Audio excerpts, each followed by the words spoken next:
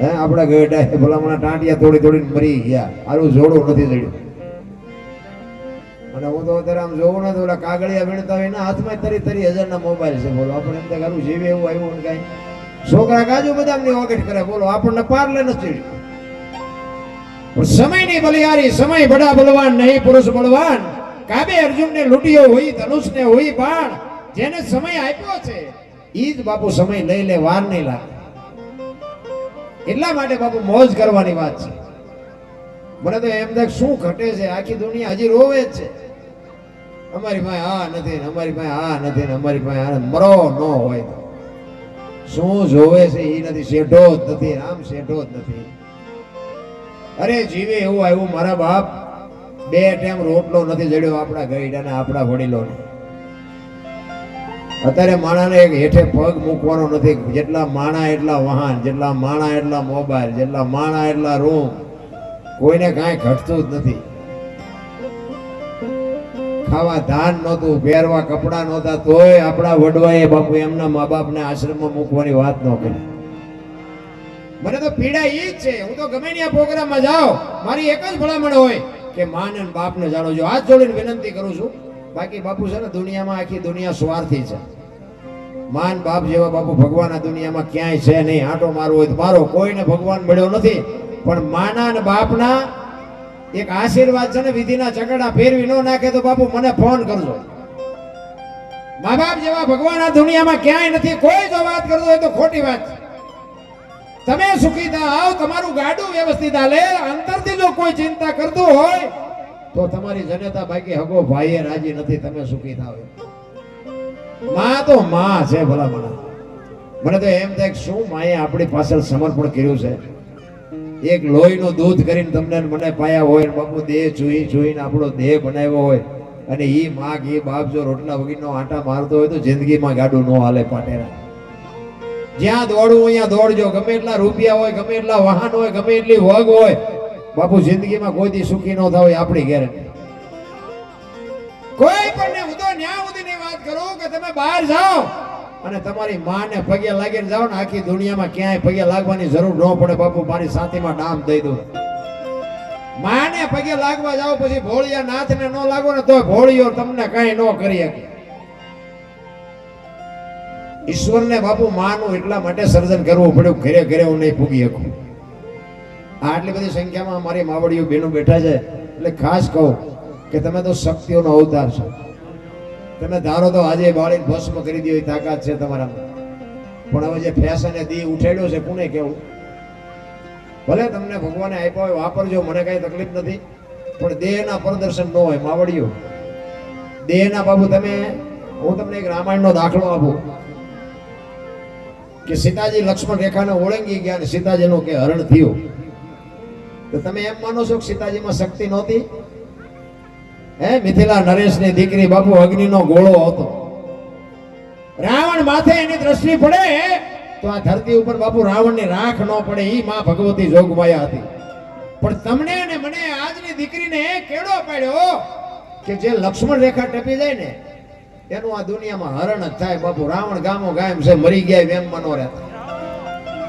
જે દીકરી હોય, બાપ હોય, માં હોય, ભાઈ હોય, પત્ની હોય, બધાને લક્ષ્મણ રેખા હોય.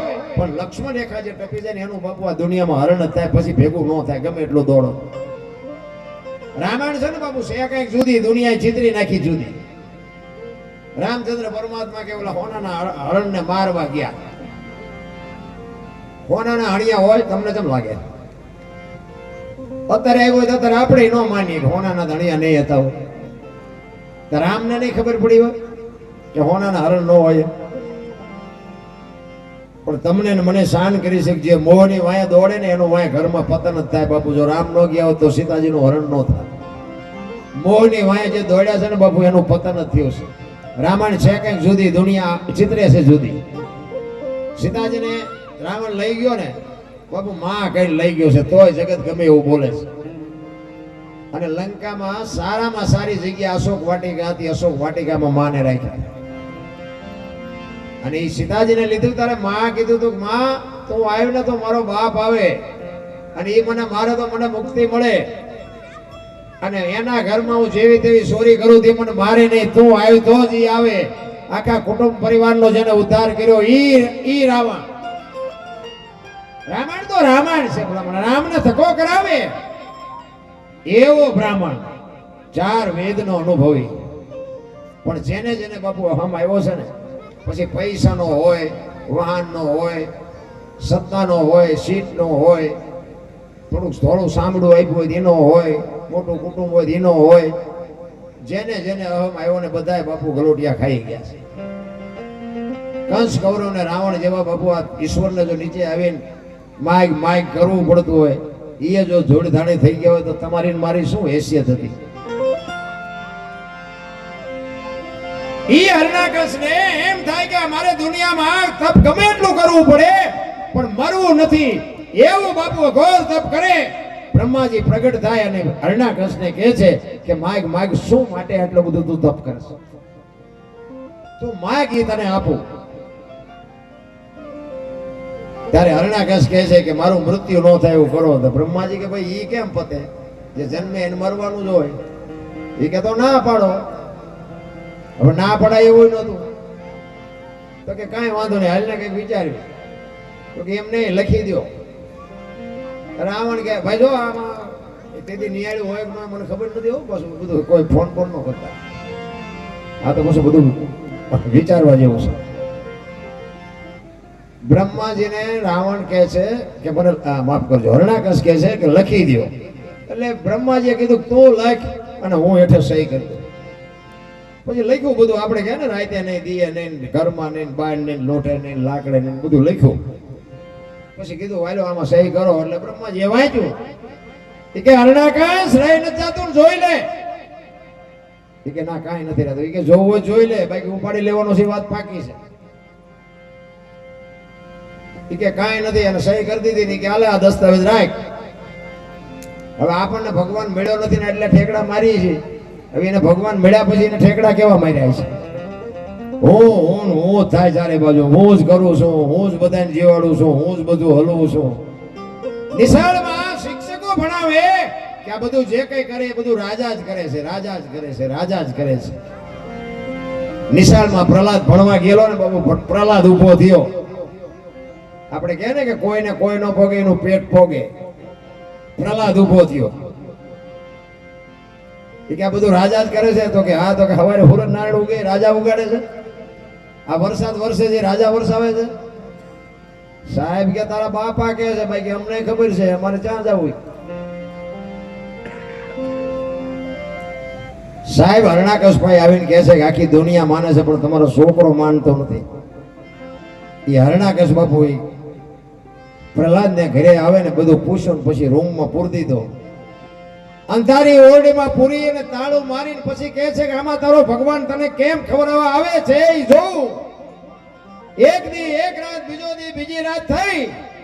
અખિલ બ્રહ્માંડનો માલિક માને કહે છે કે ઓલા છોકરાનો જીવ નીકળી જાય, જાઓ જમાડી આવો. 32 ભાતનો ભોજન લઈ અને થાળ લઈ અને બાપુ લક્ષ્મીજી આવ્યા. પ્રહલાદને જમાડ્યો. અને ચોકીદારે બાપુ હરણાકશને કીધું કે તમારા દીકરાને કોક જમાડવા આવ્યું. એ કે બાયણું બનશે ને કેવી રીતે આવે? કે માલપા કોક છે ભાઈ, કે બાયણું મેં નથી ઉગાડ્યું. એ બાયણું ઉગાડ્યું અને કીધું કોણ આવ્યું? તો મારી માં આવી હતી. એ કે બાયણું બંધ છે, તાળું માર્યું છે ને કેવી રીતે આવે? એ કે બાપા એ તો તમને ભરોહો નથી. માના ઉદરમાં જો ખોબા જેટલી જગ્યામાં ભૂખ્યો ન રાખતી હોય તો આ તો 10 બાય 10 ની ઓરડી છે, આમાં થોડો ભૂખ્યો રાખે?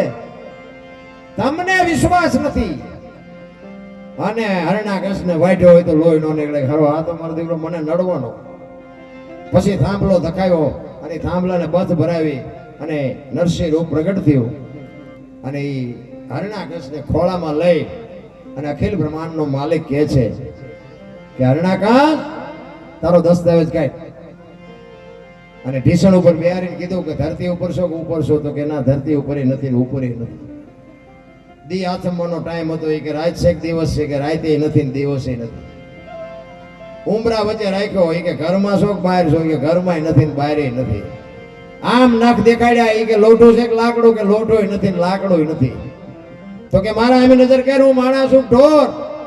ઈ કે માણાય નથી ને ઢોરે નથી તો કે કેવું છે હવે કાંઈ ઈ કે હવે રહેવું નથી ને કેવું શું હોય એવા બાપુ જો સમરબંધીને આ ધૂળમાં રોળી નાખ્યા હોય તો તમારી મારી કઈ શક્તિ હતી કે આ દુનિયામાં તમારું મારું કઈ હાલે પણ હરિની જ્યાં સુધી મરજી છે હરિની જ્યાં સુધી તમારી મારી માથે કૃપા છે ત્યાં સુધી આનંદ કરવાનો મોજ કરવાનો છે બાકી મરી જવાનું છે વાત ભાઈ હું તો એમ જ કહું કાંઠે જ ઉભા છે આમાં ક્યારે ભેગડો પડી જાય કાંઈ નક્કી નથી એટલા માટે જેટલો થાય એટલો આનંદ કરી લ્યો એક ઘડી આધી મેં પુણ્યા તુલસી સંગત સાદગી કટે કોટી અપરાધ 24 કલાકમાં કંઈક મોજ કરી લેજો બાકી વયું જવાનું છે વાત પાકી છે એટલે હરિની જેની માથે કૃપા છે ને બાપુ એને આજની તારીખ સુધીમાં કોઈ દી ક્યાંય વાંધો આવ્યો નથી ભલે કસોટી થાય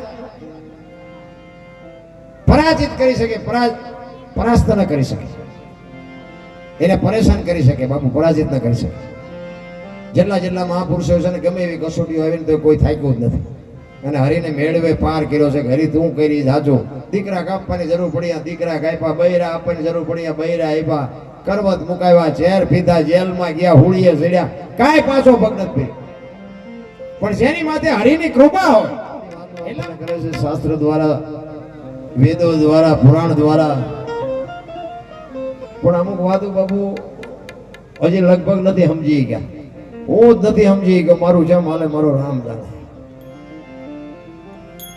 4 વેદ 6 શાસ્ત્ર 18 પુરાણ 108 ઉપનિષદ નો નિચોડ એક સંત વાણી છે ભજન છે પણ સમજવું અઘરું છે આ બધા કર્મની વાત કરે છે વાણીમાં કહે છે હું તમે કહે છે કે કર્મ કોઈ દી છોડે નહીં તો વાત બરોબર છે પણ આપણે કર્મને સમજવું કેવી રીતે કર્મ કોને કહે છે આપણે આ ભક્તિ કરે એવડે દુખી છે દુનિયાના બૂસ મારે એ સુખી છે શું આપણે કર્મની શું વાત કરીએ વિચાર કરજો રામ જેવા રામને 14 વર્ષ વનમાં રખડવું પડ્યું એમનું શું કર્મ હશે દ્રૌપદીના ચીર લૂંટાતા હતા અહીંયા કોણ નતું આ તો તમે તો બધા ભૂદેવો છો તમે તો આ બધું જાણકાર છો દ્રૌપદીના ચીર લૂંટાતા હતા અહીંયા કોણ નતું દીકરીનો ગુનો શું હતો કાળના ફાડિયા બાપુ બેઠા હતા આમાં કાળના જડબા ઝાલીને ઉભા રાખે એવા પાંડવો હતા એ કઈ અત્યારે મોઢું ન કરી કે દીકરીનો ગુનો શું ને એનું કર્મ શું થઈ અમારો રાત આખું વિશ્વ જેને બનાવ્યું હોય આખો બ્રહ્માંડની જેને રચના કરી હોય એને ખબર ન હોય કે અહીં બેસ તો ભીલ મને બાણ મારશે કૃષ્ણ પરમાત્માને ખબર ન હોય ભીલે બાપુ વિધિ નાખ્યા બોલો કૃષ્ણ પરમાત્માને તો એનું શું કર્મ હશે અરે થઈ થાવે થાશે આવો ત્રિકાળ જ્ઞાની મહાપુરુષ ગંગાનો પુત્ર ભીષ્મ છેલ્લે બાણની પથારીમાં હોવું પડ્યું અરે જેનો મૃત્યુ આવે એમના દૂત આવે લેવા અને એ ભીષ્મ એમ કે અત્યારે વિયો જા 6 મહિના પછી આવજે પોતાનું મૃત્યુ રોકી શકે એવો સિદ્ધ પુરુષ એવો મહાપુરુષ એને છેલ્લે બાણની પથારીમાં હોવું પડ્યું એનું શું કર્મ છે મને તો આમાં કઈ સમજાતું નથી બાકી ખોટું કરે એવડે એટલે હું એવું નથી કહેતો કે આપણે ખોટું કરવું પણ ખોટું કરે એવડે સુખી છે આપણે કરાય નહીં સત્ય જ કરાય કહેવાનો મારો મિનિંગ એ છે પણ જો કર્મ ખોટું કર્યા પછી પાછા બધા ઓલા ભાવની વાત કરે કે અત્યારે કર્યું છે ને અત્યારે ભલે નહીં બધું સારું હોય ઓલા ભાવમાં નડશે કોઈને ખબર છે ભાવની ખબર છે કોઈને તમે જવાના ગમે હોય આવ્યા છો ક્યાંથી મને આમાંથી કોકને ખબર હોય ગયો ને મારે છે કહેવા થાય કાલની ખબર નથી ને ભાવની શું ખોડ્યો મળ્યો એ ભાવ મોળો છે સુધારી લ્યો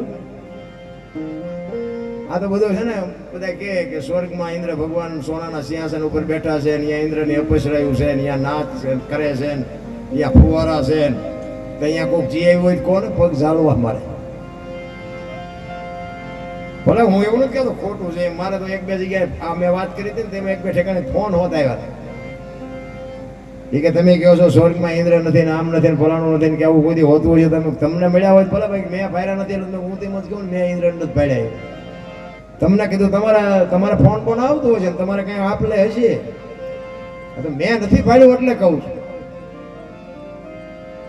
તમારે મારે સમજવાની જરૂર છે બાકી જગત બાપુ છે ને ઈશ્વરે જે રચના કરી છે ને જે પ્રકૃતિનો નિયમ જે છે ને એમાં તમે એનું કાંઈ કરી નથી શકવાનું તમે ક્યાં છો ને હું ક્યાં છું આપણે બે જો સુધરી જાય તો જગત બાપુ હોનાની છે જગતને કાંઈ શિખામણ દેવાની જરૂર નથી મેં હમણાં કીધું એમ બાપુ જીવે એવું આવ્યું છે તમે સતયુગની વાતો આપણે કરી છે ને બધા સતયુગમાં હરિશ્ચંદ્ર રાજાને બૈરું વેચી નાખવું પડ્યું.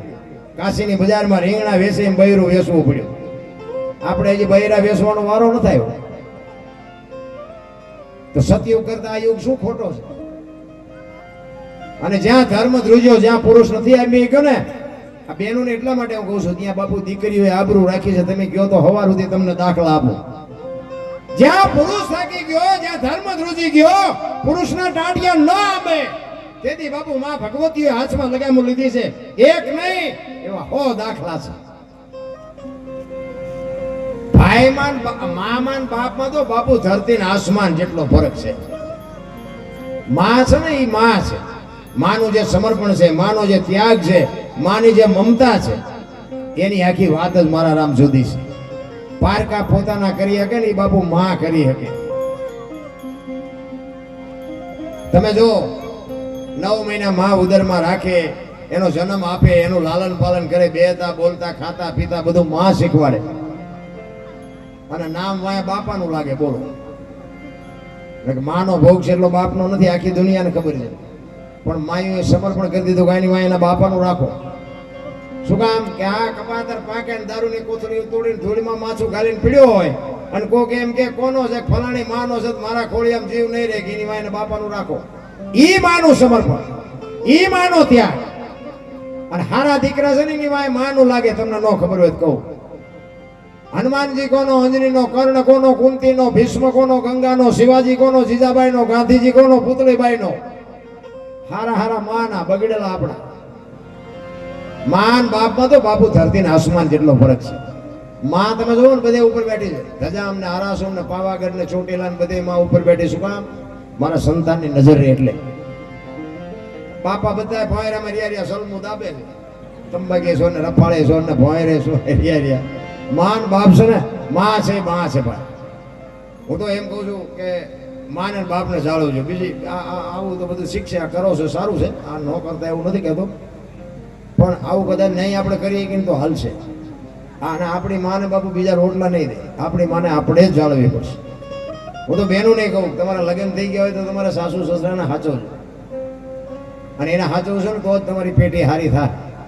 પછી ભગવાન ભાઈ રોદડા રોગ, હારો દીકરો દે, હારો દીકરો દે. અહીંયા ગોદામ નથી, હારો દીકરો દઈ દે. એની માટે વાપવું પડે, એવું જતન કરવું પડે, સાસુ સસરાના આશીર્વાદ લેવા પડે. એમના મારા દીકરા ન થાય. ધરાવીને ધાન નો નીપજે, કોડવીને માડું ન હોય, જેળ જખરા નીપજે બાપુ જનેતા એની હોતલ હોય.